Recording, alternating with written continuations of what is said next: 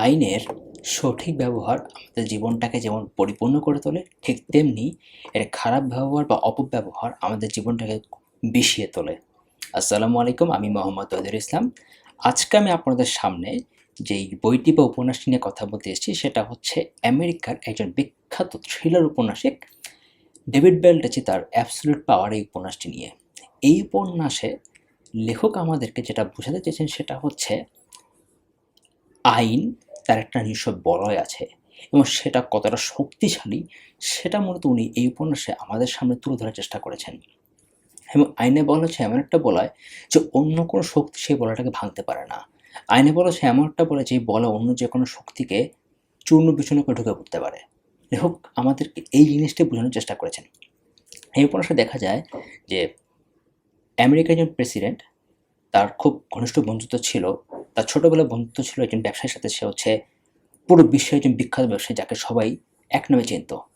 তো আমেরিকার প্রেসিডেন্ট চিন্তা করেছিল, যে কাজটা করেছিল সেটা হচ্ছে সেই তার বিশ্বস্ত বন্ধুর বউয়ের সাথে অপকর্মে লিপ্ত ছিল এবং এই অপকর্মে লিপ্ত থাকাকালীন পরে সে তার বন্ধুর বউকে মেরে ফেলে। এটা তার বন্ধু বুঝতে পারে যে তার বউকে মেরে ফেলা হয়েছে এবং তার বউ মারা গেছে। এবং এটা হওয়ার পরে সে যেটা করে কি, সে খুঁজতে থাকে তার বউয়ের হত্যাকারীকে, কিন্তু সে খুঁজে পাচ্ছিল না। তো এরপরে কি অবস্থা হচ্ছিল, সে অনেকভাবে ক্ষমতার চেষ্টা করতে থাকে যে কি যেভাবেই হোক সে তার বউয়ের হত্যাকারীকে খুঁজে বের করবে, কিন্তু সে হত্যাকারী খুঁজে বের করতে পারছে না। এমনকি সে যেটা করছিল, সে তার বন্ধুর সাথে মানে আমেরিকান প্রেসিডেন্টের সাথেও সে ঘনিষ্ঠ বন্ধুত্ব তার ছিল। সে তার সাথে অনেক ওঠা বসা করেছে তার বউয়ের মৃত্যুর পরে, কিন্তু তখন সে বুঝতে পারেনি যে হতে পারে এই ব্যক্তি তার বউয়ের হত্যাকারী। মানে কতটা নৃশংস অবস্থায় সে ছিল সে বুঝতে পারেনি। তো সে যখন অনেক ধরনের ক্ষমতা প্রয়োগ করে দেখলো যে আসলে সে তার বউয়ের হত্যাকারীকে বের করতে পারছে না, তখন সে হতাশ হয়ে নিজে আত্মহত্যা করে ফেললো। এবং এরপরে দেখা গেল যে আমেরিকান প্রেসিডেন্ট যেটা করছিল ওই সময়ে, সে আমেরিকার পুরো শাসন ব্যবস্থাকে নিজের হাতে নেওয়ার চেষ্টা, মানে পুরো শাসন ব্যবস্থাকে এমনভাবে নিজের হাতের মধ্যে রাখার চেষ্টা করছিল এবং আমেরিকার যে আইন ব্যবস্থা থাকে সেটাকেও সে নিজের হাতের মধ্যে রাখার চেষ্টা করছিল, যেটা পরবর্তীতে তার জন্য দুর্ভাগ্য বয়ে নিয়ে আসছিল। এবং সে অনেক ক্ষেত্রে দেখা যাচ্ছিল সে চেষ্টা করছিল যে কীভাবে আমেরিকার শাসন ব্যবস্থা এবং হচ্ছে আমেরিকার আইনি ব্যবস্থা এই দুটোকেই কীভাবে আমি নিজের হাতে মুঠোয় রাখতে পারি, কিন্তু সে বারবার ব্যর্থ হয়ে যাচ্ছিল। তো এই উপন্যাসে একটা জিনিস দেখা যায় সেটা হচ্ছে গিয়ে প্রবণতা। প্রবণতা হচ্ছে এমন একটা জিনিস যে কিভাবে আমরা একজন আরেকজনকে অতিক্রম করার প্রবণতা নিয়ে জন্মাই বা অতিক্রম করার মতো প্রবণতা আমাদের মধ্যে থাকে। জিনিসটা হচ্ছে এরকম, এই পৃথিবীতে আমরা আমাদের উচিত টেক্কা দেওয়ার একটা ক্ষমতা, মানে টেক্কা দেওয়ার মতো একটা প্রবণতা থাকে। হ্যাঁ, সেটা উচিত নিজেকে নিজে টেক্কা দেওয়ার ক্ষমতা। একজন মানুষ যখন নিজেকে নিজে অতিক্রম করতে পারে তখন সে আসলে আসলে কিছু একটা অতিক্রম করতে পারে।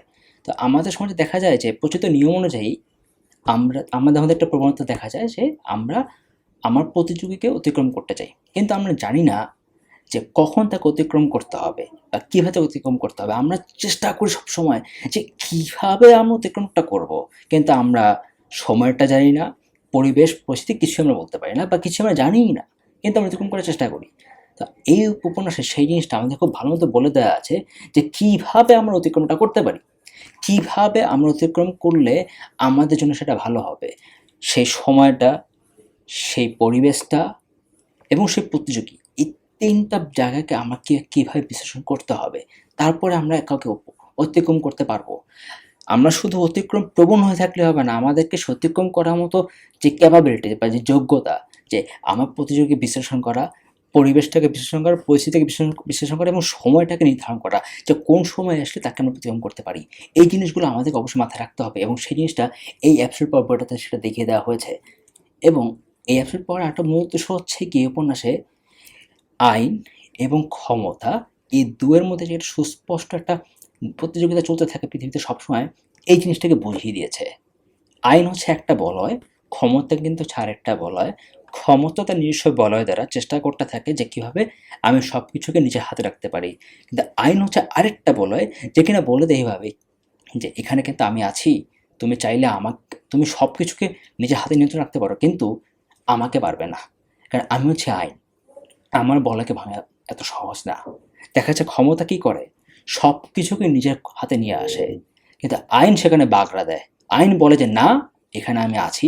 এই বলয়কে ভাঙা তো সহজ নয়, কিন্তু আইন যে কোনো বলয়কে ভেঙে ঢুকে পড়তে পারে। এটা হচ্ছে আইনের একটা আশ্চর্য ক্ষমতা। কিন্তু অন্যান্য ক্ষমতার অনেক ক্ষমতা থাকে, কিন্তু তার আইনের বলয়কে ভাঙা ক্ষমতা আসলে তার থাকে না। দেখা যায় সে আইনের কাছে এসে সে বিপর্যস্ত হয়ে পড়ে, কারণ আইনের বলয়টা মানে একটা অবিসংবাচিত বলয়, এবং এমন একটা বলয় যেটা আসলে কখনোই ভাঙা সম্ভব হয় না। কিন্তু আইন যে কোনো বলকে ভেঙে ঢুকে পড়তে পারে, কারণ সে হচ্ছে আইন। আইন হচ্ছে একটা দেশের নিয়ন্ত্রণ ক্ষমতা। শাসন ব্যবস্থা সব কিছু দেশে আইনের উপর নিয়ন্ত্রণ করে, আইনের উপর নির্ভর করে। একটা দেশে আইন যদি ঠিক না থাকে, তাহলে সে দেশ যত ক্ষমতাধর শক্তি হোক না কেন, সে দেশ ধসে পড়বে। এখানে একটা জিনিস খুব এই বইটাতে, অ্যাবসলিউট পাওয়ার বইটাতে একটা জিনিস খুব ভালোভাবে বোঝানো হয়েছে যে আইনের সঠিক প্রয়োগ, আইনের ক্ষমতা, সেটা কোন পর্যন্ত যেতে পারে। যদি আইনটা ওই রকম সুসজ্জিত সুসংগঠিত থাকে, তাহলে সেটা কোন পর্যন্ত যেতে পারে সেটা এখানে এই বইটাতে সেটা স্পষ্টভাবে বলা আছে। এবং দুইটা সিনেমা খুব সুন্দরভাবে দেওয়া আছে যে আইন এবং ক্ষমতা, এই দুজন কি সুন্দরভাবে একে অপরের প্রতিযোগিতা করছে। এটা আসলে সত্যি উপভোগ্য এবং সত্যি শিক্ষণীয় আমাদের প্রত্যেকটা মানুষের জন্য। আমরা মনে করি যে আমার কাছে টাকা আছে, ক্ষমতা আছে, বা অন্য কিছু আছে, আমি সব কিছু করতে পারবো, কিন্তু না। আইন সেখানে বলছে তুমি তোমার হাতে টাকার ক্ষমতা থেকে তুমি সব কিছু করতে পারবো না, কারণ এখানে আইন আছে। যাতে আইন যেহেতু দাঁড়ানো আছে, এবং সেটা যদি যেহেতু সুসংগঠিত এবং সুসজ্জিত, তুমি চাইলে সব কিছু করতে পারো না, কারণ এখানে আইনের একটা বলয় থাকে, এবং সেই বলয় তোমাকে অনেক কিছু করতে দিবে না। এই জিনিসটা খুব সুন্দরভাবে এখানে উপস্থাপন করা হয়েছে। আশা করি বইটা আপনাদের খুব ভালো লাগবে। এবং একটা কথা বলতে চাই, সেটা হচ্ছে এই বইটাতে একটা মিডলটন কোর্ট হাউস নামে একটা জায়গা তুলে ধরা হয়েছে। এই মিডলটন কোর্ট হাউসটা হচ্ছে এমন একটা জিনিস, মানে এটা হচ্ছে এমন একটা সংগঠন বা এটা এমন একটা প্রতিষ্ঠান, যেটা হচ্ছে ব্রিটিশ ওয়ার হয়েছিল 1812 সালে। সেই 1812 সালে এই মেরিনা কোর্ট হাউসটি চূর্ণ বিচূর্ণ হয়ে যায় সেই ব্রিটিশ ওয়ারের সময়, এবং যখন 1947 সাল হয়, 47 সালে এসে এটা আবার পুনর্জীবন লাভ করে। এটা তার আগের ভঙ্গিতে ফিরে আসে, এবং এই মেরিনা কোর্ট হাউস তো অনেক ধরনের বিচার কার্য সম্পন্ন হয়েছিল তৎকালীন সময়ে। তো আশা করি এই উপন্যাসটা আপনাদের কাছে খুব ভালো লাগবে। এবং এটা এটা একটা উপন্যাসের একটা সমস্যা হচ্ছে এরকম যে আপনি পড়তে গেলে অনেক ধরনের সমস্যা বোধ করতে পারেন। সেটা হচ্ছে উপন্যাসটা অনেক লেংদি বলতে গেলে কি, 200 পেজ পড়ার পর আপনার কাছে আপনার কাছে মনে হবে যে আমি উপন্যাসটা ধরতে পারছি। অন্যান্য উপন্যাসে কি হয় যে আপনি যখন পড়ছেন, পড়ার পরে মনে হয় যে আমি হয়তোবা কাহিনীটা এরকম দিকে যাচ্ছে, কাহিনীটা হয়তোবা এরকম হতে পারে, কিন্তু এই উপন্যাসে 200 পেজ পড়ার পরও আপনি বুঝতে পারবেন না যে যাচ্ছে আসলে কোন দিকে উপন্যাসটা। এটা একটা সমস্যা। কিন্তু আপনি যদি পুরো বইটা শেষ করতে পারেন, আমি আপনাকে বলতে বাধ্য হব, বলবো এই কথা যে আপনি এটুকু মাথায় রেখে দিতে পারেন যে এই উপন্যাস থেকে আপনি বিচলিত হবেন না, বা এই উপন্যাস আপনাকে কোনোভাবেই বলবে না যে আপনার সময় নষ্ট হচ্ছে, বরং আপনি খুব ভালোভাবে বুঝতে পারবেন যে উপন্যাসটা আসলে কীরকম সুন্দর হয়েছে, এবং উপন্যাসটা খুবই সুন্দরভাবে লেখা। এই উপন্যাসে যে জিনিসটা লেখা আছে সেটা হচ্ছে আইন এবং তার সুসংগঠিত প্রয়োগ। আইন এবং তার সুসংগঠিত প্রয়োগ কতটা শক্তিশালী হয় সেটাই উপন্যাসে দেওয়া আছে, এবং সেটা যদি বুঝতে হয়, সেটা আসলে পড়তে হলে যে আইনটা কতটা সুসংগঠিত হওয়া উচিত একটা দেশের জন্য, সমাজের জন্য, রাষ্ট্রের জন্য, এটা উপন্যাসে বলা আছে। সেটা যদি আপনাকে বুঝতে হয়, অবশ্যই উপন্যাসটাকে আপনাকে পড়ে বুঝতে হবে, অথবা আপনি বুঝতে পারবেন না। তো এই উপন্যাসটা অনেক লেংদি। 300 পেজ পড়ার পরে আপনি বুঝতে পারবেন যে উপন্যাসটা আসলে যাচ্ছে কোন দিকে, উপন্যাসটা কোন দিকে যাচ্ছে। তখন 300 পেজ পড়ার পরে আপনি যখন বুঝতে পারবেন, মানে মোটামুটি 80% থেকে 90% এটুকু পড়ার পর আপনি বুঝতে পারবেন যে উপন্যাসটা যাচ্ছে কোন দিকে। তখন আপনার কাছে আসলেই ভালো লাগবে। তো আশা করি আমার ভিডিওটা কীরকম লাগলো অবশ্যই আমাকে নিচে SMS করে জানাবেন, এবং পরের ভিডিও দেখার জন্য আমন্ত্রণ রইল। আজকে আমি এখানে বিদায় নিচ্ছি, আর এই ভিডিও দেখার জন্য অবশ্যই ধন্যবাদ। আসসালামু আলাইকুম, আল্লাহ হাফেজ, ভালো থাকবেন।